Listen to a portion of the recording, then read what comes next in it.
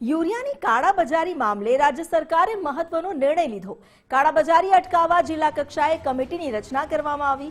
કૃષિ વિભાગ દ્વારા કમિટીની રચના કરવામાં આવી છે। કલેક્ટરની અધ્યક્ષતામાં જિલ્લા કક્ષાએ કમિટી કામ કરશે। કમિટીમાં જીએસટી અને ઉદ્યોગ વિભાગના અધિકારીઓ પણ જોડાશે। ઇન્ડસ્ટ્રીઝમાં ખેતીલાયક યુરિયાના ડાયવર્ઝન સામે સરકાર સક્રિય થઈ। પ્લાયવુડ ઉત્પાદનમાં યુરિયાનો ગેરકાયદે વપરાશ અટકાવવા માટે આ પગલું ભરવામાં આવ્યું છે।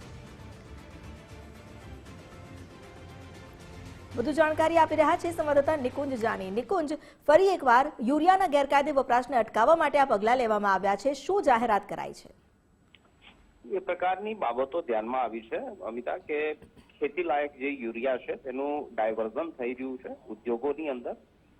ડીઝલ, એસ્ટ્રોજન ફ્યુલ અને પ્લાયવુડ ઇન્ડસ્ટ્રીની અંદર ખેતી લાયક યુરિયાના ડાયવર્ઝન સામે સરકાર સક્રિય થઈ છે અને યુરિયાની આ પ્રકારની કાળાબજારી અટકાવવા માટે સરકારે જિલ્લા કક્ષાની એક કમિટીની રચના કરી છે।